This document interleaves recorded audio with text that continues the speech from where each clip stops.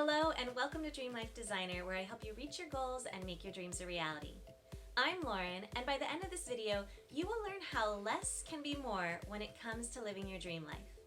I come out with new videos every week, so be sure to subscribe and click on the bell to be the first to know about them. And if you find this video helpful, be sure to click like and share it with a friend, leave a comment below, and share what you found helpful about it. Are all the things in your life adding to it? So many times we add things and activities to our lives because that's what the world tells us to do. That's what everyone else is doing, that's what the media says to do. But a lot of times those things that we're adding in don't add to our lives. They actually detract from it. There are so many times in life where less can actually be more. This can be true about tangible things that you own. This can be true about what you spend your time on. This can be true about things you spend your money on. And it can be true about what you spend your energy and emotions on. When you cut out the things in life that aren't adding to your life, then that gives you more opportunity to focus on the things that will bring you closer to your dream life. Let's talk first about tangible items, tangible things you could buy. Now, minimalism is becoming very popular nowadays. It's talked about quite often. I'm sure it's probably not a new concept to you. Now, I'm not saying that you have to go be a minimalist. If you're interested in that and you want to do that, that's great. Go ahead and do it. But even if you're not interested in going gung-ho on being a minimalist, there is still something to cutting back on the things and the clutter in our life, clearing that out, and being more intentional about the things that we surround ourselves with. Advertisers are very good at their job. Their job is to get you to buy things. And a lot of times, they're things that you're not really that interested in, but they have convinced you. And I bet if you look around your home that you probably have a few things lying around that you don't really care about, that don't bring you joy, but you got talked into it in the moment for whatever reason. One of the most well-known and influential books on the topic of clearing out clutter and getting organized and tidied is The Life-Changing Magic of Tidying Up. This is a fantastic book. I highly recommend it. I'll put the details about it in the description below so you can learn more about it there if you haven't read it yet. But I highly recommend this book. Its main focus, what I really like about it, is that it's all about what sparks joy in your life. So some cleaning books and organizing books are about figuring out, is it practical, or just focused on organizing things and what you should have and what you shouldn't have, where the main takeaway from this book is, does it spark joy in your life? Does it bring you joy when you look at it, when you interact with it? And I think that's a fantastic philosophy, because that's what a dream life is all about, right? You want your dream life to bring you joy, so you want to be surrounded by the things that bring you joy as well. So take some time to examine the things in your life, the things in your home, and really think, does this bring me joy? Does it add to my life? Does it get me closer to that dream life that I'm envisioning? Or is it not? And if it's not, clear it out. Make space for the things that do add to your life and that make it the life you want to live. When you're intentional about the things that you surround yourself with and the things you own, it can be really freeing. That's what I found in my life, and I know many other people have too. It can provide you with a cleaner space. It surrounds you with things that you find joyful, that just being around them brings you joy. It also frees up your time when you don't have as much stuff to manage and clean and organize and dig through to find what you're looking for. So you're not wasting time managing all the things in your life. So take a look at your things, find out what really brings you joy, hang on to those, clear out the rest. You don't need it if it's not adding to your life.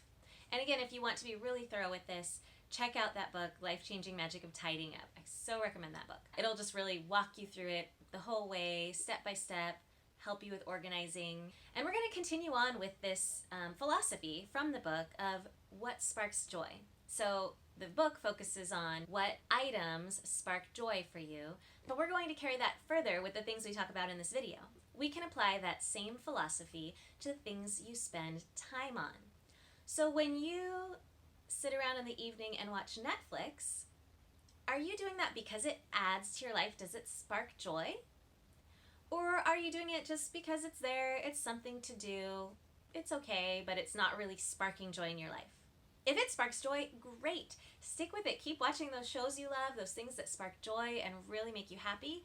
But if you're just killing time watching Netflix just because it's there, but it's not really bringing you joy, cut it out, cut it back, and find something else that will really bring you joy to spend your time on. You can do this for things that you do for fun, just like that example. It can also be things that are more duties or responsibilities you have to do. For example, mowing your lawn. If you really, really don't like mowing your lawn, it is not bringing you joy, it's maybe pulling you down in life, then try and figure out a way to cut it back or cut it out. You probably don't want to not mow your lawn at all, because then you're going to have a messy, overgrown lawn, and that probably won't bring you joy. But maybe you can find someone to mow it for you. Maybe there's a neighbor kid that you can pay to do it for you, or maybe you can hire a lawn service, or if you don't have a lot of money to hire people to do it, maybe you can find someone to trade with. Maybe you have some neighbor or friend that has some other thing that they don't really like doing that you don't mind doing, and they could mow your lawn while you do the other thing for them.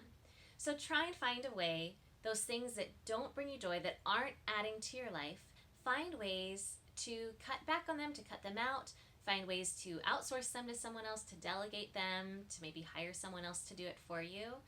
So there's lots of different ways you can do this. It can be clearly cutting stuff out of your life, or finding ways to get tasks still done, but maybe not have to spend your time doing it or all your time doing it. Next, we can look at, what do you spend your money on?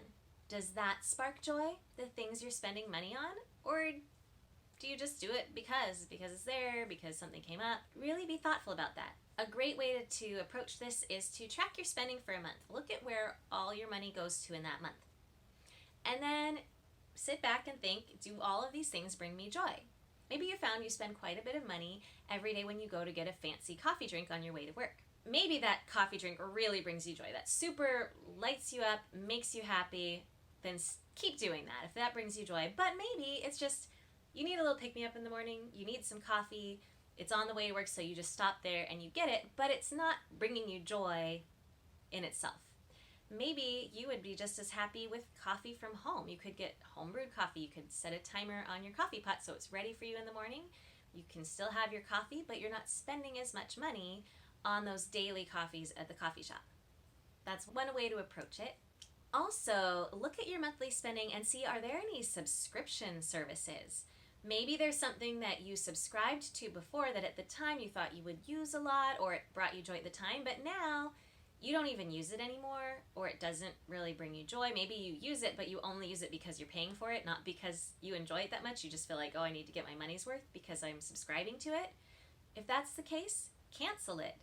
Use that money for something else that will bring you joy, that will get you closer to your dreams. So do that for all the things you spend money on. Look at them. What brings you joy, what doesn't?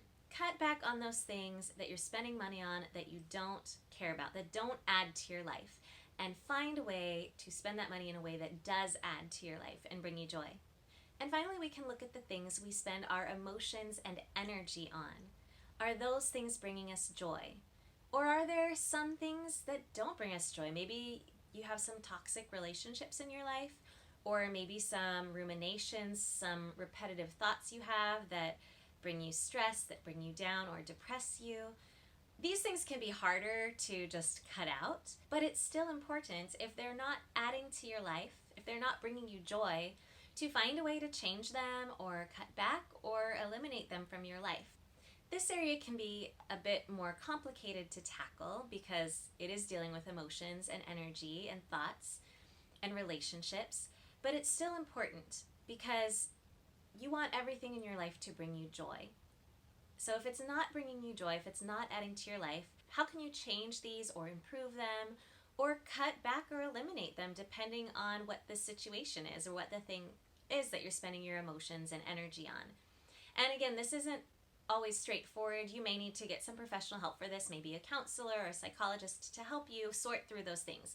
But if you do identify things that you're spending your emotional energy on that are not bringing you joy, that aren't adding to your life, I really highly encourage you to find that help you need to change those things, because everything in your life should be bringing you joy, should be leading towards your dream. And if there are things that aren't, you need to be thinking about how can you make a difference there, because you can. Things can change. You can improve those situations so that all of the components of your life are adding to it, are getting you closer to your dreams, and are bringing you joy. So in summary, take a look at those different areas of your life at the things you own, at the things you spend your time on, the things you spend your money on, and the things that you spend your emotions and energy on.